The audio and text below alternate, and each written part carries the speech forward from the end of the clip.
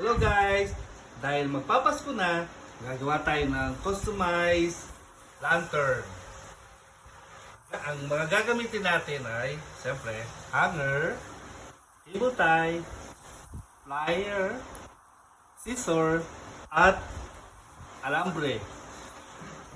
Okay, so let's get started. Una, tataliin ang dalawang hanger magkabilang side. So, dito ang kinalabasan. Ganyan, ganyan. So, makakailangan tayo ng apat na ganito. 2 hangers pagdikitin, makakailangan tayo ng apat. So, ito na kinalabasan. yung first part finish. So, gagawa pa tayo ng isang ganito, isang layer na ganito. Tapos, pagpapatuloy natin. Okay. See you later. Gagawa tayo ulit.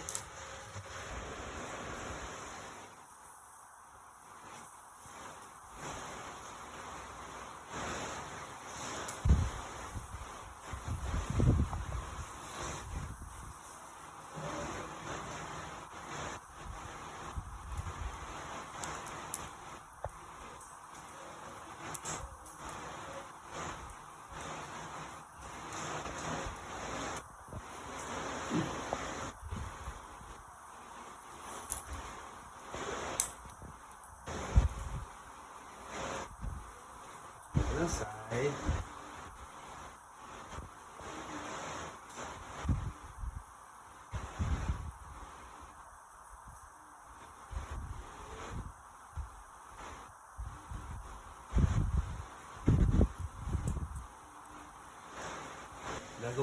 Gagawa na tayo ng second layer niya. Guys, isa nga pala. Sabi ko kanina, we will need hanger. Pero mag-prepare tayo ng 16 pieces na hanger. Kasi each layer, 8 pieces siya. So yung second layer, 8 din. So 16 pieces ang kakailanganan natin. Okay? So, this is the second part. Pagtikitin lang, tapos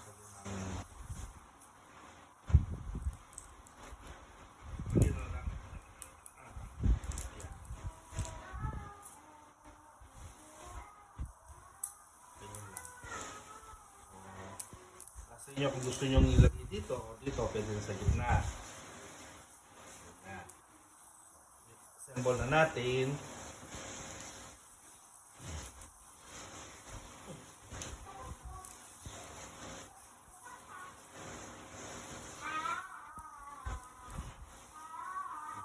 Kung meron kayong hanger na ganito, yung naro-rotate, marami naman yung nabibili sa palengke o kaya sa supermarket.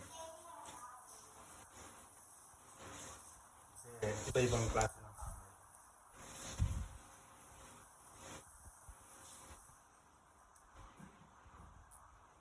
Tapos pasok dito sa dulo para mag-lock sila.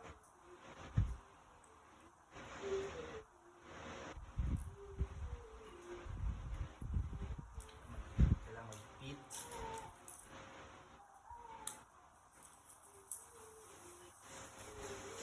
Kabila. Sa taas.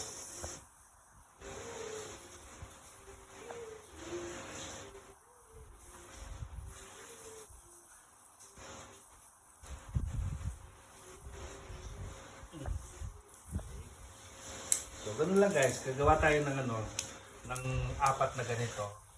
Para mag-form siya ng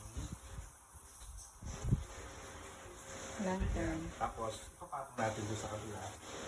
Okay. Guys, nakagawa na tayo ng dalawang layer ng lantern. So, ganito ang gagawin natin. Patong lang para mag-shape siya ng star. Make sure na center yung here tsaka there. Tapos, itali na lang natin siya ng cable tie or alambre. Pwede na yan. Tapos, ganito ang kalalabasan niya pag yun natin siya. Yan. Diba? Ganyan siya. Basta center doon, center dito, lahat yan sa center. Okay? Tapos, later, papakita natin yung finished product with the lights. With the lights. Okay. Thank you guys. See you later.